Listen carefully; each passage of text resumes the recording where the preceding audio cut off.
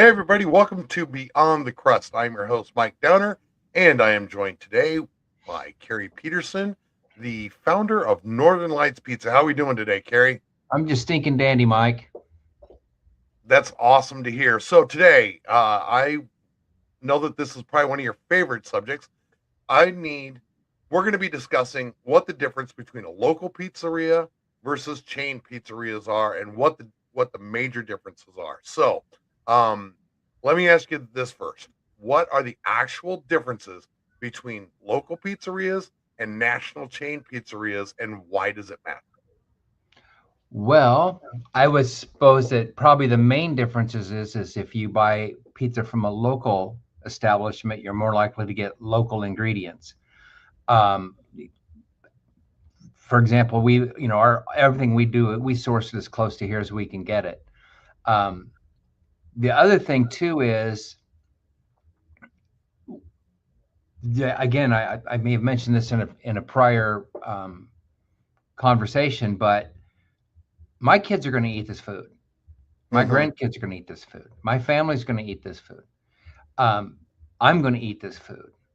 But if I sometimes, these big chains, they get the person who's deciding what goes on the pizza gets further and further removed from the people that started it. For example, I could mention some chains that used to have really, really good pizza and they got really big because of it.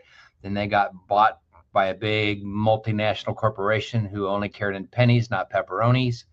And the quality just went down, down, down, down, down to now that they're pretty much a laughing stock when people talk about quality. I'm not going to mention any names, but they're really struggling right now, and that's the main reason why, because they've walked away from quality in favor of pennies. Yeah, that brings up a good point because I won't mention any names either, but I can think of about three examples right off the top of my head of exactly what you were talking about. Mm-hmm. Things because, being 57 years old, I've eaten at local and national chains, and I can think of a few in my own head that I agree with you 1,000% stuff I loved as a kid and hate as an adult now. Yep. So, Carrie, let me ask you this: what is the difference in ingredients between local pizzerias and national chains? Well, again, like I said, we're more likely going to buy local. For example, here in Des Moines, we have a local family grocery store 100 and I don't know 10 years ago now, called Graziano's. They make fantastic sausage, and it's just beyond. There's nothing better than that, really, on the market. Agreed. Um, but someone in New York never heard of them, so we have that advantage of being able to know this local golden nugget that we have here, and we're able to put that on our, provide that to our customers. So that gives us a big advantage over the national chains that come in that have no knowledge of that. And the other side of that too is, and this gets a little in the weeds. I apologize, but pizzeria and pizza tastes are so locality specific. For example, what someone expects a pizza to taste like in New York City is far different than, say, St. Louis, or there's St. Louis style pizza, there's New York style pizza, there's Detroit style pizza. Well, those local preferences develop in these areas like a culture, and people grow up eating that. That's what they like. That's what they expect a pizza to taste like. And so you're going to get some vast differences. So you take a chain, let's just say, I'll pick on Detroit for a minute. I can't think of a chain that comes out of Detroit, but we'll pick, I don't know, it doesn't matter. Let's just say that you start a pizza place in Detroit and it does really well and you expand out. And now you're taking your Detroit style pizza to, say, I don't know, Atlanta. Okay. Okay, or St. Louis. Well, it's not going to get met with the same fervor in St. Louis as it did in Detroit, because in St. Louis they like St. Louis pizza. The same thing That is makes true sense. here. There's a big brand in St. Louis. They have hundreds of locations, and they serve this weird cheese called Provel. And if you do not grow up eating that cheese, you want to brush your teeth with a wire brush when you're done eating it. It is strange, to be polite. I've never had it. Um, Me either, but I've heard horror stories so much that I don't even want to give it a go. However, I know people here, and these are even my customers that, they love our pizza, but boy, they get excited when they're going to go back to St. Louis and get that pizza because that's what they had growing up. And I'm not saying anything to denigrate that, but my point is that chain is only going to grow. It's growing very slowly, but it's only growing a generation at a time out from its starting point. So, um, so anyway, there's that. So that big chain is going to take what it knows and then for a consistent product, take it everywhere. Some Gotcha. places are a little more flexible, and we try to be flexible too. For example, in Kansas City, you don't we don't sell sauerkraut in Kansas City. It's not even on the menu. We've tried. Not a single order of a sauerkraut pizza in Kansas City. But here, we can't keep it in stock. We sell so many ham and sauerkraut, Reubens, and different kinds of things like that here. But in Kansas City, you can't even give it away. Here, Yeah. our third most popular topping is beef. No, mushrooms, actually. In Kansas City, it's beef. Okay. It's just a different market, different things. So here's an example. There's a big chain, one of the biggest chains that there is, worldwide chain. And the most popular topping in the United States is pepperoni, by far. I mean, it's not, the second is way back. Okay. But in Japan, what do you suppose the most popular topping is in Japan? I'll give you a hint, ain't pepperoni. Is it a fish product? That's all I could guess. Squid. It is Squid. seafood. Getting there. Same chain as the United States, but you go to Tokyo and you're not going to get a pepperoni pizza. It's squid. We went to back in 2008. Went to India. We were there for about 2 weeks, and we were leaving. We went into Mumbai, and we were super excited after curry in the morning, curry in the evening, curry at supper time for 2 weeks to see the Golden Arches. Mm-hmm. That was a beautiful sight, believe it or not. We were excited, and we walk in, and they had 2 huge signs on either side of the counter that said "No beef" or "Beef products served here." At McDonald's, Okay. you couldn't get a cheeseburger, a Big Mac, quarter pounder, nothing in Mumbai. But they had a chicken Maharaja Mac that was amazing. Then their fish sandwich tasted exactly like it does here.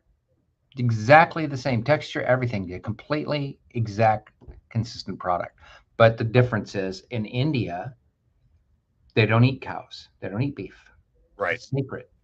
Okay. So you have to be attainable to different markets. And I think that's what happens with a lot of chains, to get back on the point of what you're saying. What's the difference between a local place and a chain? The local place is more likely going to have what the local people like, whereas a chain might come in with no, you must eat this weird cheese, I completely understand that, and I guess I never thought about it that way.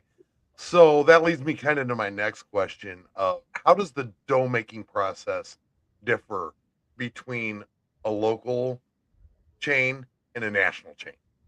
It depends on the chain. The process that we use to distribute dough to the stores, we make all the dough in one location.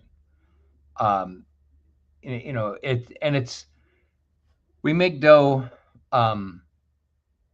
3 days a week. So the stores get a fresh dough delivery 3 times a week. But it's not to be used the day it's delivered. It's designed to be used on day 2, 3, 4, 5. Okay. Because the way it's just designed for the flavor to develop slowly. Okay. So there's another national chain that does it the same way. I know another national chain that has the crust all pre-made, pre-formed, and frozen, and all the operator has to do is open a box, take out a crust, put sauce and stuff on it, and put it in the oven. There's a national chain that does it that way. I wouldn't do it that way. Ideally, I would have the dough made in the stores. I know national chains that do that. They send you a mix. You have a mixer. But the reason that we don't do that is because the variety of water is too great. you know, because water is a very primary ingredient in dough. And if you have the really Yep. hard water or water that's too soft or just, you know, whatever, you want a consistent product. And so we had the water in Des Moines is nice. And we make all the dough with the same water source. Yep.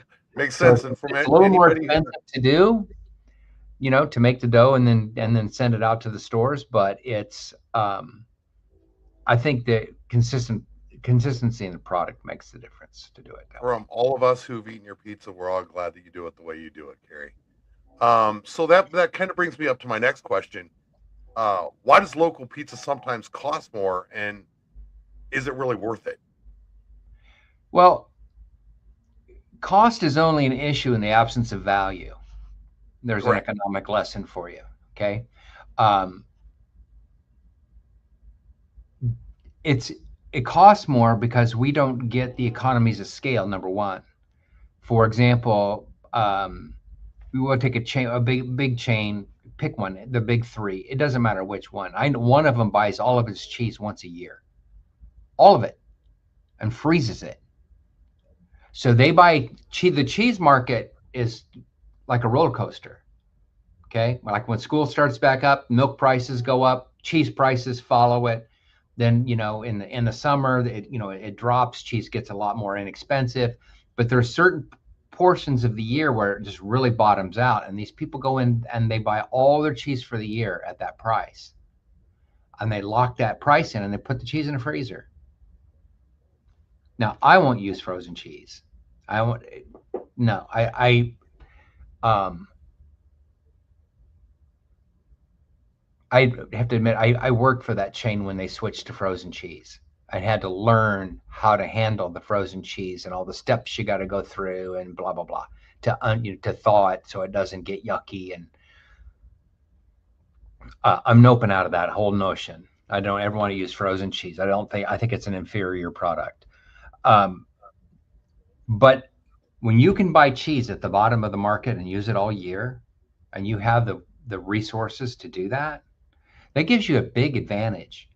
Yep. For example, when we buy pizza boxes, we buy a truckload at a time. And you get a pretty decent price when you buy truckloads at a time. But you don't get the kind of price it do when that plant's making 3 truckloads for you a day.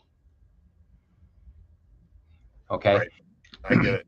So it's the scale of things. And so we've grown enough now that we're getting some of that scale, and that makes us a little more competitive than, say, a startup, when we had one store and we had Yep. no buying power, but we're also right here with the quality.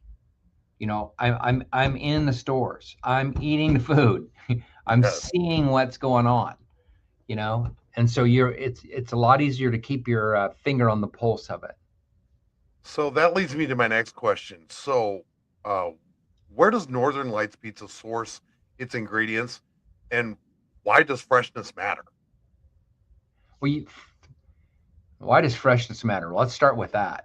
Yes. Why does Perfect. freshness matter? Do you ever go buy a brown banana I have. on purpose? Not on purpose. Well, only when my wife wants to make banana bread and she doesn't want to wait. Well, okay, fair enough. But it's got its. How about how Other than about that, how other than about that, milk? no, You I go to never the have. store and buy milk that's past the date? Never, not once in a million years. No, not once. So it's the same thing is true. Freshness, it not only makes the food healthier because it's not breaking down, but you can taste that difference. And again, I'm going to eat this pizza. My kids are going to eat the pizza. My grandkids are going to eat the pizza. My extended family eats the pizza. I'm going to give what I would eat. So freshness matters a lot. And then as far as source goes, um, we try to buy as close to home as we can. Okay. Obviously, this is Iowa. We're not growing tomatoes year round. Okay. We're not growing onions and peppers year round. Right. Okay. So we have to depend on local produce companies to procure produce, because like lettuce might be being grown in Mexico right now. Like it just moves around and then it goes to California and it goes whatever. But you're not growing lettuce in Iowa. Yeah, makes sense. Okay. Um, Beef's another story. Beef we can get local, and we do. The Graziano sausage is very local, and we buy that. The grinder sausage that we use is also very local. The ham, the chicken, everything like that. The pepperoni, all is local. Um, the pizza sauce is made for us. Not quite in Iowa. It's just over the border in Minnesota. There's a company that makes our sauce. They've Close made our sauce enough. now for 27 years. But it's so consistent. And again, you get the economies of scale because they make sauce not just for us, but they make for a lot of companies. It's our recipe, but they're buying tomatoes by the trainload. Right. I can't do that. So I can get their sauce. They can make the sauce, send it through to me through a distributor for less money than I can make it from scratch. It's kind That of makes perfect sense. right. But I decide what tomatoes are used and all that. So Perfect. but yeah, So we try to source as local as we can, but our first question is always quality. The best quality we can get, then as close to home as we can get it, and then we worry about price. that that's really great information. So Carrie, how does supporting a local pizzeria impact the local economy? Well,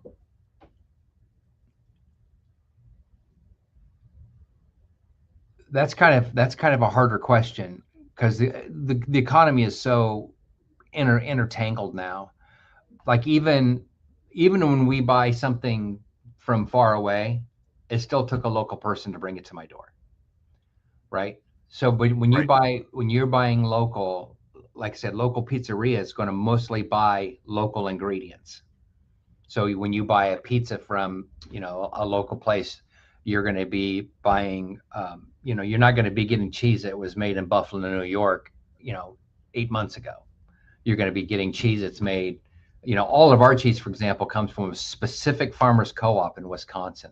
Now, Iowa's not a big cheese company, but I mean, you don't have far to go. It's in 90 minutes, I can be at the plant that makes our cheese. Nice. Okay. And it's one farmers co-op. It's one set of farmers, a certain, you know, their standards are amazing. But so when you buy it from a local place, you're going to support, for example, this farmers co-op. I don't know how many farmers are in that co-op. I don't know, but now these people are feeding their families and whatever, and they're neighbors. They may not be your next door neighbors, but they're just across an imaginary state line Yes, in exactly. Wisconsin. Exactly. So, yeah, keeping the keeping all our local money in our local area, just in general, in our little quadrant around here, that's very important. So, Carrie, let's kind of switch gears a little bit here. So, if I'm going to order a pizza from you, what customization options do local pizza shops like Northern Lights Pizza offer compared to chain restaurants? Well, we can we're a lot more reactive to the local favorites or preferences, I guess that would be the way to say it. For example, we're going to be in the summer. We feature a pizza we call the Iowan, and it's all things that Iowa's famous for. I've You had know, it and it's delicious. corn, subi honey. It's got beef. It's got pork. It's got chicken. Um, it's really really good. When we feature that one in the summer. Um, where you go to say, oh, I'll pick on New York, they ain't going anywhere. That pizza, they don't matter. But if you go to say Tokyo, you know, I'm going hungry before I eat a squid pizza. Sorry, Oh, right? And no. then, but back to your thing too. You're talking about buying local. Something else that occurred to me as we were changing the subject. We can go back on that for a second. When you have a local place that then you're spending your money there, the growth, a healthy business is going to grow, it's going to grow your community too. So we're able to give back to the community that where we live. You know, we're able to grow the company within from locally. So for example, we have um, 10 there's 10 of these locations around that we call traditional stores. Okay. Okay. All of the franchisees were local, start out, they live here, they start off as employees here, they grew up to be store owners here, and now, you know, and that's all because of the support of the local community is able to help have these people achieve dreams they would have never been able to have. So Oh, I there's that. love that. Yes. So Carrie, let me ask you, how has Northern Lights Pizza remained successful for 32 years despite competition from all these national chains in the Des Moines area? Well, I think one of the reasons is, again, it's quality. People know we don't, we do not compromise on quality. We just won't.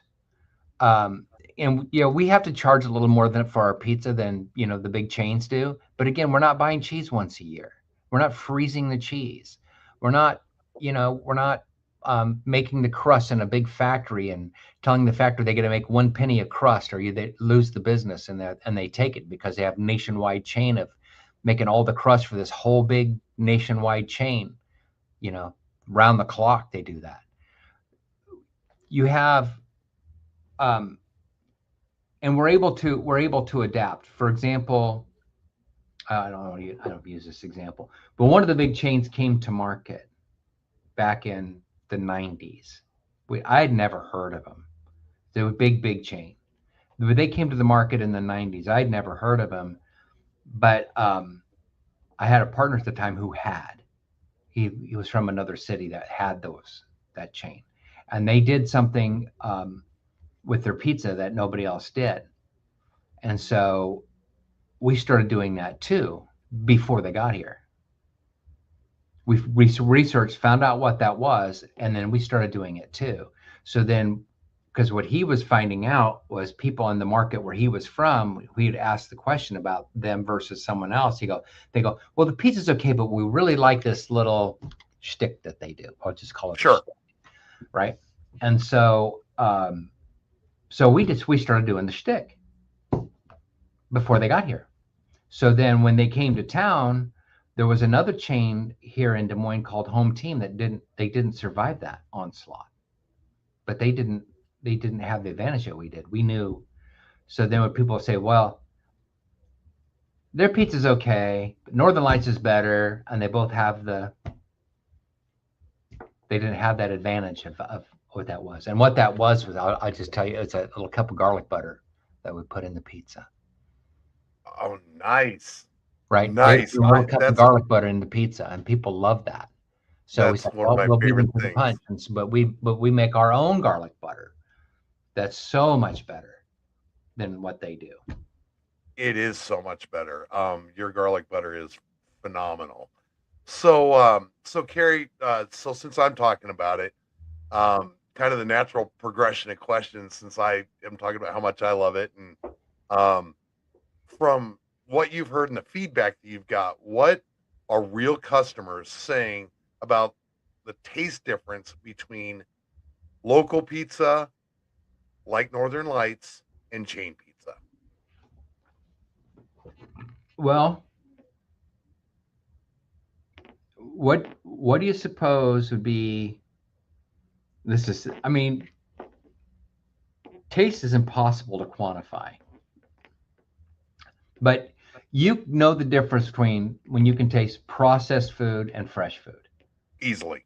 Right? You make a loaf of homemade bread, it tastes different than significantly different than you go buy a loaf of white bread in a bag in the store. Yes. Okay.